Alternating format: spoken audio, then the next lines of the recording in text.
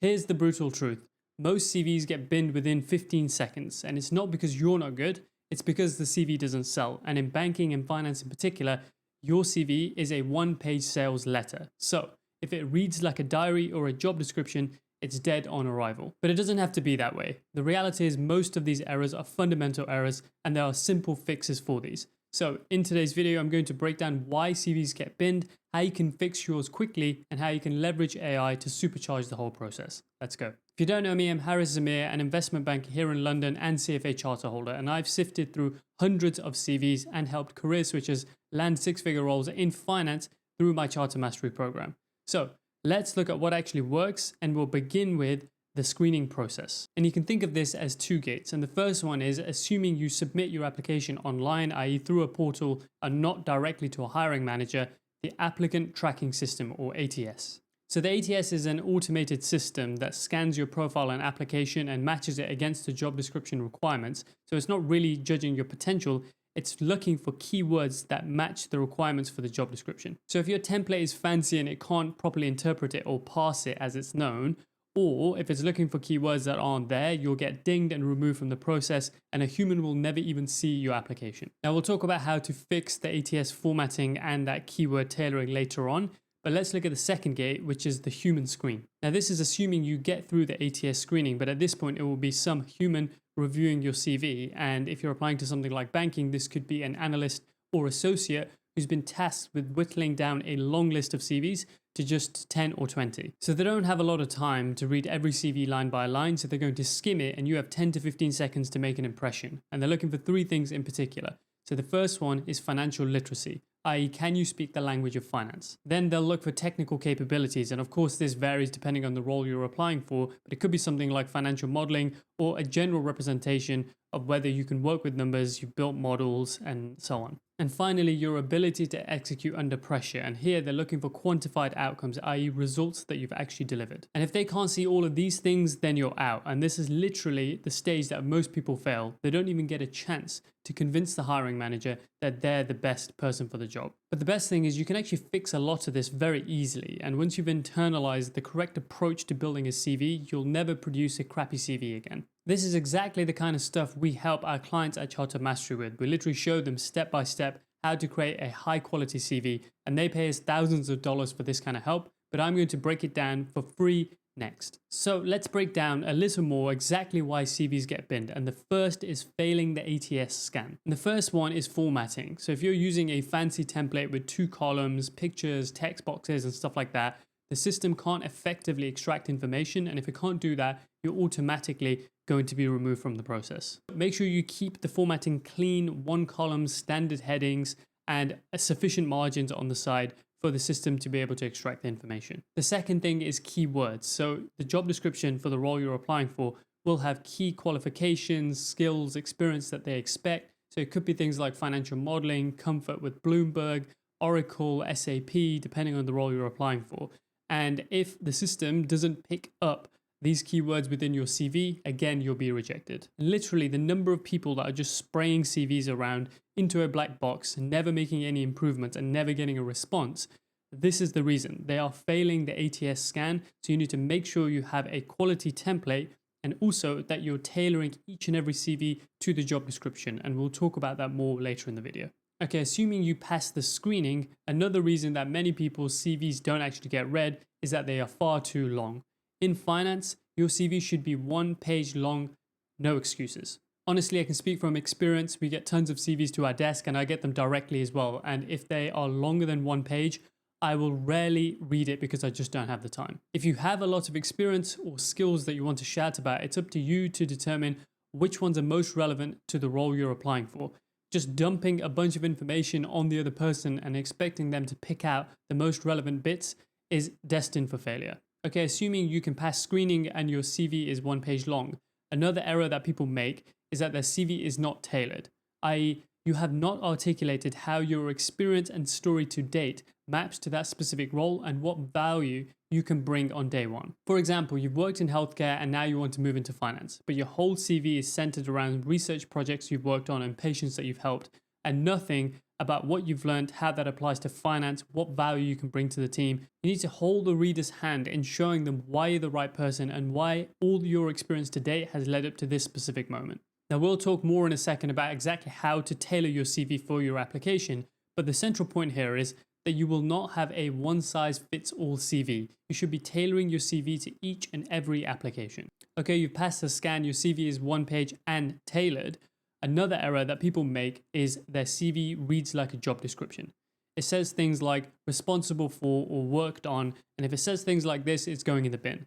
Employers want to see quantified, impactful outcomes. And by quantified, I mean there needs to be numbers in there demonstrating what sort of impact your action had, and generally, the whole CV should be written in active language. Now, this is actually an easy fix for many people because they have the experience, they just need to shape it in a way that feels impactful and attach some numbers to the end. We'll look at how to structure this shortly, but the central point here is that if your CV is passive, it does not scream that you're an achiever, and thus it will go in the bin. And at this point, you might be getting a little bit frustrated with all the technicalities for creating a CV, but the reality is this is the game, other people are playing it, and if you don't play it, you won't succeed. Now, the final mistake that people make is including irrelevant information, i.e. noise. As I said, your CV needs to be short, tailored, and impactful. Everything that's on the CV should be there for a reason. So if you're including things like, I was in the high school debate society, or I own some irrelevant certification to the role that I'm applying for, it suggests that you don't have enough relevant information to include there, and that's going to go against you. So if in doubt, if something feels like a filler or it's irrelevant, omit it and focus on adding relevant information. Okay, so that's a bunch of reasons why people's CVs get binned.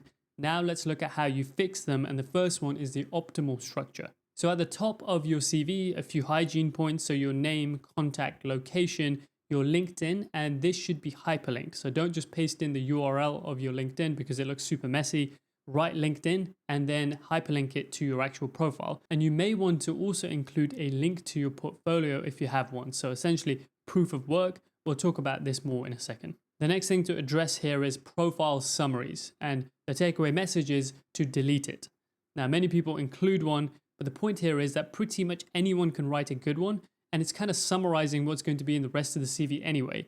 So you're repeating information and you're taking up valuable space. So delete it unless you are a career switcher who does not have relevant experience and therefore needs to hold the reader's hand in terms of where you're coming from and where you're going and how you're bridging the gap. And the way I would structure this is a 2 to 3 line positioning statement going from your current role to your target role, 2 to 3 map strengths, i.e. you've looked at the job description, you've determined what kind of things they're looking for, and then you're calling out your current strengths that map to those job description requirements, and then 1 or 2 bits of concrete proof that demonstrate this. So you may say something like operations lead pivoting to FP&A, experienced in variance analysis, cross-functional reporting, built monthly reporting pack adopted by 3 managers. So as you can see here, this is mapping from the existing role in operations to FP&A. We called out a couple of things that they look for in FP&A and some evidence that we have them. And this is just positioning up front that we appreciate we don't have totally relevant experience, but we do have relevant skills and we are mapping them to your expectations. Now, the next 2 sections are professional experience and education, and the order of these depends on whether you're a career switcher, so somebody with experience already, in which case professional experience would come first, or if you're a student, in which case education will come first, and then you cover any experience, leadership positions, extracurricular activities you've done a bit further down. Now, we do provide our Chartered Mastery clients exact templates to use depending on your situation, but if you don't have it, you can assemble it according to the structure I'm describing here. Now, within professional experience, you need to mention 3 relevant roles only, each with 3 to 5 impactful bullets. And the majority of these bullets need to be quantified, so they need to have some kind of metric at the end which demonstrates the result of what you did, and we'll look at some examples of this very shortly. If you have additional earlier experience that you'd like to include, you can have another section that says select additional experience or something like that, and then cover off a few bullets relating to those. Now, under education, if you're doing a relevant professional qualification, such as the CFA, for example, put this at the top, plus your status, and if you've had any first-time passes or 90th percentile scores or anything like that, you can include that there. Then if you've done an MBA or a master's, that would go below it, and then include your undergrad. Now, pretty much in all scenarios, you don't include your A levels and certainly not your high school education. So unless you're at university where A levels might still be relevant, you otherwise don't need this earlier education on your CV. And finally, at the bottom, you will put skills and interest. And here you should include all relevant technical skills. So this will depend on what you're applying for. So it could include things like financial modeling, Bloomberg, Oracle, SAP, and a whole host of other possibilities. So make sure you check the job description and marry them up with the skills that you have. And of course, you should be looking for ways to develop your skills if you don't have those skills currently. I would also include languages here, and then if you have any interest and you have space, you can add a line on those too. Okay, so now that we have the optimal structure down, the next thing is to write bullets that actually sell. And this is a super important section. It's actually something we spend a lot of time on and emphasize to our Charter Mastery clients. So make sure you pay attention here. So this relates to our professional experience section and what we said in terms of it not reading like a job description, but actually being powerful and impactful and being a sales document. Make sure you pick your relevant experience, and now you need to cross-reference the job description for the role you're applying for. What do they actually want? So I've put a job description for an FPA role up on screen, and first we'll look at key responsibilities, and then the next screenshot will show you qualifications. But under key responsibilities, you can see 6 listed here. And you can see some really important things. So financial planning and forecasting obviously is very important for FP&A. Related to that is analysis, and then reporting is obviously important in terms of financial reports, monthly, quarterly, and annual reports. Business partnering. A little further down, you can see conduct scenario analysis and sensitivity testing. So you can get a flavor for the sorts of things we're going to want to call out. So I'll call them out in a second, but now let's look at qualifications. And here under education and experience, we can see the types of degrees that they expect. And then some kind of professional qualification is preferred. So if you have CFA or similar, again, this is the kind of thing you want to call out. And then under skills and competencies, these kind of relate to the responsibilities that we just saw. So we can see strong analytical and problem solving skills, proficiency in financial modeling and forecasting, and then some financial software. So SAP, Oracle, Microsoft Office, which is pretty standard. So you can see the kinds of things that we're going to want to call out. So hopefully we already have a bunch of these skills. And if we don't, we need to start developing them so we can include them on our CV. Okay, so now we know what sort of things we want to include on our CV, and we're going to cross-reference this versus our existing experience and skill set. Now, how do we craft the bullet to make it as impactful as possible? Well, we want to follow the verb, what plus how, and result formula. So a bad example would be responsible for monthly reporting. It doesn't say anything at all. It reads like a job description. A good example might be built monthly variance pack in Excel, streamlined reviews, and cut prep time by 30%. So you can see we started the sentence with a verb which was built, and then we described what we built and how we did it, which was in Excel. And then we described the result. So that streamlined reviewing plus it cut prep time by 30%. So here, this bullet is a lot more impactful. Now, one of the challenges that those who don't have relevant experience face is translating that experience to the job's expectations. So here you really need to think about what transferable skills you have and how we can translate and link them to the role you're applying for. So for example, if you've worked in IT project management and you want to move to FP&A, maybe you don't have the direct skill set, but you've worked with projects with a budget and you've worked to timelines, right? So maybe you say something like managed $3 million budget, delivered on time, improved ROI by 15%. Or similarly, if you're moving from consulting, you might want to say something like built market entry model for $200 million expansion, presented to C-suite, adopted as planned. So generally here, you can see we're trying to add numbers where we can. We want to mention any exposure to C-suite and senior personnel. And otherwise, think about the things that the target role would like you to have, and then think about where you've done something similar in your current job. Okay, now we have the optimal structure down and we're writing powerful bullets. How do we take this to the next level? Well, that's by adding proof of work. And the idea here is that we bring your claims to life. So the hiring manager can see evidence that you've done this and doesn't have to just take your word for it. And this is particularly powerful if you're switching careers and you want to showcase that, yes, you don't have the experience, but you do have the relevant skill set. And generally speaking, this is pretty rare and is powerful. A lot of people don't do this. So if you take this extra step and showcase your work, it makes you stand out. And it doesn't have to be complex. Just a 1 to 2 page tear sheet, for example, of a model you built or some kind of valuation analysis you did for a stock or a board memo that you built, anything related to the job you're applying for. just build a 1 to 2 page artifact, you could say, of this that acts as a proof of work. And then you want to store this in something like Notion or Google Drive, share the link, and essentially paste that link as a hyperlink into your CV at the top, as we discussed earlier. Alongside your LinkedIn, you can then put portfolio next to it and link to your portfolio. Okay, now we're cooking and we've built a great CV. The last point here, really, before we look at how we can optimize it with AI, is a hygiene point, which is to make sure that it is ATS proof. As we discussed earlier on, ATS is the applicant tracking system, and this basically scans your CV when it lands.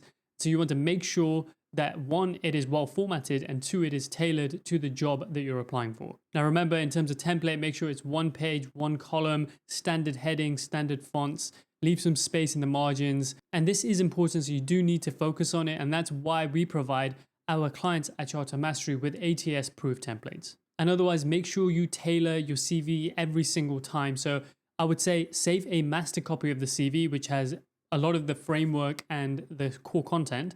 And then really what you want to do is, and we'll talk about this in a second in the context of AI, you then want to tailor a few of the bullets and make sure you're hitting those keywords based on the job description requirements, and then save them down separately. And when you actually upload them to a portal, upload them as docx, not PDF, because for whatever reason, ATS scanning systems sometimes struggle to parse information from PDFs.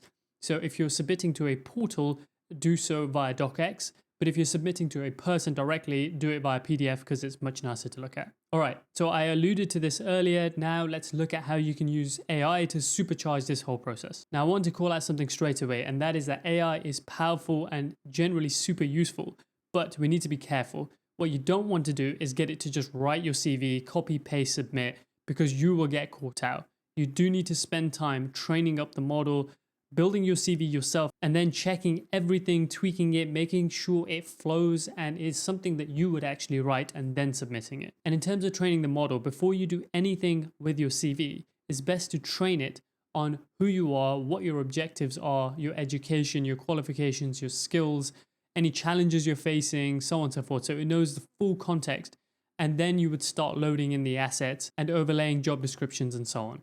Now, having said all of that, here's a few prompts that you can use to accelerate the process. So the first one is to improve and format your CV. So you may say something like, review my CV for whichever role you're applying for and make it ATS friendly, rewrite bullets to be results driven and quantified. Or you might ask it to help you condense your CV to 1 page. So you might say something like, condense my CV to 1 page without losing important details, keep conventional headings and plain text. Here's a powerful one. You can ask it to help tailor your CV to a specific job. So you would provide the job description and say, here's the job description, map the must-have keywords, and suggest 2 to 3 bullet swaps in my CV to match them. And finally, you can ask it to refine a weak bullet. So you might say something like, rewrite this bullet to show impact and numbers. So your bullet is currently responsible for leading a team of 5 engineers. This can be much more impactful, and it may come back with something like, led 5-person team on a $12 million project, modeled CapEx scenarios, reduced vendor costs by 18%. And as you can see, there's so much more to chat about, but of course you want to make sure that it's true. So here's where your education process of the model comes in. You want to provide this information in detail, and then it can help you craft it. Now, honestly, in this era, AI is super powerful. If you're not leveraging it, you will fall behind. So this is why we emphasize its importance to our Charter Mastery clients. We provide them guidance and AI prompts that they can use to supercharge their whole process. So to summarize, there are 2 screening gates. The first is ATS, then the human gate. To get through the ATS scan, you need to make sure your CV is simple and clearly formatted and tailored to the job description. And for a human, make sure the CV is 1 page, your fit is clear, that the bullets are written in impactful language, and otherwise include proof of work if you can to level it up. And finally, you can use AI to help you, but make sure you train the model first on your situation and context, and then ask it for specific things, use prompts, and then check all of those and make sure you don't simply copy, paste, and submit. Tailor it and make sure it reads like you would write and that you're happy with it. So there you have it. Hopefully that was super useful. If you'd like to learn more about careers in finance, go ahead and subscribe to the channel and watch the next video. I'll see you there.